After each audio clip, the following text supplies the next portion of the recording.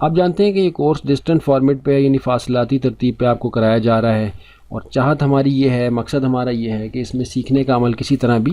Regular class سے کم نہ ہو، یعنی باقاعدہ طور پہ آپ نے کسی استاد کے سامنے اگر بیٹھ کر پڑھا ہے تو اس سے کسی طرح کی کمی آپ کو اس کورس کو کرنے کے بعد محسوس نہ ہو، بلکہ اس سے زیادہ فائدہ آپ کو اس سے حاصل ہو۔ اسی لیے ہم چیزوں کو دہراتے ہوئے چلتے ہیں۔ یہاں تک آپ نے سمجھ لیا، ان مائنڈ میپس کو ہمیں اب کھولنے کی ضرورت نہیں ہے، کیونکہ ہم نے تفصیل سے بتا دیا کہ بیسک انگلش جو ہے اس میں ذخیرہ الفاظ کیا ہے، اس کی تاریخ کیا ہے، پس منظر کیا ہے، اور اسپیشل انگلش کا پس منظر کیا ہے، اور کس سن میں یہ ذخیرہ الفاظ بنایا گیا، اور ان دونوں کی بنیاد کے اوپر ایک ویکیپیڈیا کا الگ سے ورژن، ایک آن لائن بہت بڑا انسائکلوپیڈیا ہے ویکیپیڈیا کے نام سے، اس کا الگ سے ورژن دستیاب ہے، اس پر جا کر آپ سرچ کر کے کسی بھی موضوع پر تحقیق کرنے کے لیے آرٹیکلز پڑھ سکتے ہیں، جو کہ پڑھنے میں، سننے میں، سمجھنے میں بہت آسان ہے۔ اب ہم نے دیکھنا ہے سمپلیفائڈ ٹیکنیکل انگلش کا کانسیپٹ، کہ یہ کانسیپٹ کیا ہے اور کیوں یہ سمپل انگلش کے کانسیپٹ کے زیر اثر آتا ہے، جو کہ کنٹرولڈ نیچرل لینگویج کے کانسیپٹ کے زیر اثر آتی ہے، جس کی تفصیل ہم بیان کر چکے ہیں کہ گرامر اور ووکیبلری میں ریسٹرکٹ ہوتا ہے، پابند ہوتا ہے، مختصر ہوتا ہے تاکہ سیکھنے کا عمل آسان بنایا جائے۔ سمپلیفائڈ ٹیکنیکل انگلش، ہم قریب آ جاتے ہیں تاکہ بہتر طور پر دیکھ سکیں۔ Simplified Technical English is the original name of a controlled language specification originally developed for aerospace industry maintenance manuals۔ یعنی Simplified Technical English جو ہے وہ دراصل controlled language کا، یعنی ایک محدود زبان کا ایک کانسیپٹ ہے، جو کہ دراصل ترتیب دیا گیا تھا ایروسپیس انڈسٹری کے لیے۔ اور ایروسپیس انڈسٹری کیا ہے؟ ایروسپیس انڈسٹری ہوا بازی کی انڈسٹری ہے، جس میں کہ آپ کے ہوائی جہاز بھی آ جاتے ہیں اور خلائی جہاز بھی آ جاتے ہیں، جو کہ ایٹماسفیئر میں فلائی کرتے ہیں، اور پھر اس سے آگے کی جو بھی ترتیب ہے یا جو بھی ٹیکنالوجی ہے وہ ساری چیزیں ایروسپیس انڈسٹری کے اندر آ جاتی ہیں۔ تو سمپلیفائڈ ٹیکنیکل انگلش کا جو اصل کانسیپٹ ہے اس کی بنیاد ایروسپیس انڈسٹری کے لیے بنایا گیا ایک لمیٹڈ ووکیبلری کا سب سیٹ تھا، جو کہ بنیادی طور پر ان کے مینٹیننس مینولز میں استعمال ہوتا تھا۔ مینٹیننس مینولز کیا ہوتے ہیں؟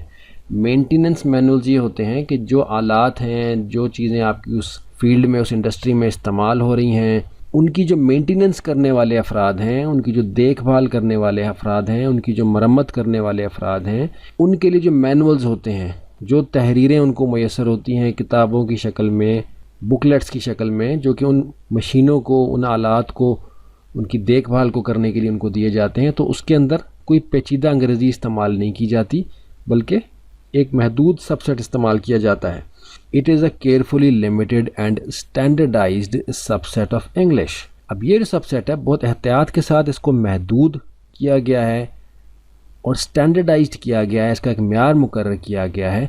جس کی بنیاد پر یہ سب سیٹ انگریزی کا ترتیب دیا گیا ہے۔ It is now officially known under its trade mark name as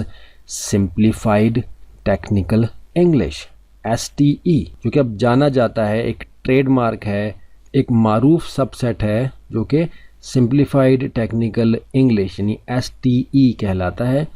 STE is regulated for use in the aerospace and defence industries, جس کو کہ ریگولیٹ کیا گیا ہے ایروسپیس اور ڈیفنس یعنی دفاعی حوالے سے جو انڈسٹریز ہیں ان میں استعمال کے لیے،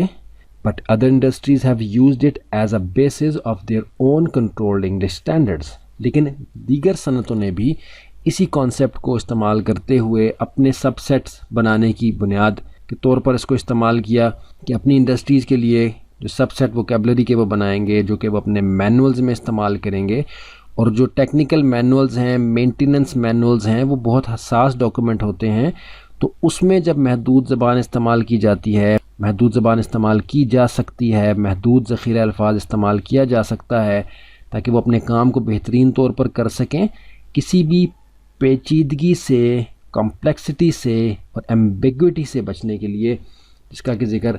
پہلے یہاں آیا تھا جب ہم کنٹرول نیچرل لینگویج کا کانسیپٹ سمجھ رہے تھے ان دو الفاظ کے اندر۔ تو جب اتنے اہم کام کو کرنے کے لیے ووکیبلری سیٹ کو لمیٹڈ کیا جا سکتا ہے، تو پھر روزمرہ کی زبان کو بولنے کے لیے ووکیبلری سیٹ کو لمیٹڈ کیوں نہیں کیا جا سکتا؟ بالکل کیا جا سکتا ہے اور کیا گیا ہے، جس کو کہ ہم نے یہاں بیسک انگلش اور اسپیشل انگلش کے کانسیپٹ میں سمجھا، اور ہم نے بتایا کہ اس کی بنیاد کے اوپر ویکیپیڈیا پورا ایک آپ کو دستیاب ہے، جو کہ بیسک انگلش اور اسپیشل انگلش کے کانسیپٹ کی بنیاد پر بنایا گیا ہے۔ ہزاروں آرٹیکلز آپ کو یہاں ملتے ہیں، ہزاروں طرح کی مصنوعات اور خدمات اور پروڈکٹس اور سروسز اور ایجادات اور علاقوں اور موضوعات پر آپ کو مضامین یہاں ملتے ہیں۔ 17 نومبر 2003 کو یہ لانچ ہوا تھا، لیکن افسوس کی اور حیرت کی بات ہے کہ یہ جو 3 کانسیپٹس ابھی ہم نے دیکھے ہیں، اس کے بارے میں ہمارے تعلیمی نظام کے اندر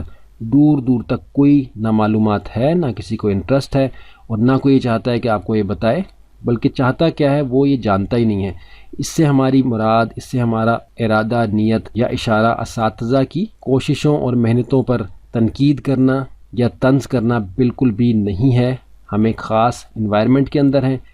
جس کا یہ نتیجہ ہے، اس میں کسی کا قصور نہیں ہے، لیکن ہمیں مل کر اس مشکل کو سب کے لیے آسان بنانا ہے، مسائل کی نشاندہی کرنی ہے، ان کے حل تلاش کرنے ہیں۔ سمپلیفائڈ ٹیکنیکل انگلش آپ نے سمجھ لی، اب تک جو معلومات آپ نے سمجھی ہے، اگر غور سے دیکھی ہے تو یہ بالکل ایک امیزنگ اور بالکل ایک حیرت انگیز معلومات تھی آپ کے لیے۔ اب آگے چل کے اس کانسیپٹ کے حوالے سے جو کہ سمپل انگلش کے انڈر آ رہا ہے، جو کہ کنٹرولڈ نیچرل لینگویجز کے انڈر آ رہا ہے، اس کو ہم دیکھتے ہیں۔ جو آخری کانسیپٹ ہمارے پاس ہے پلین انگلش کا، انشاءاللہ۔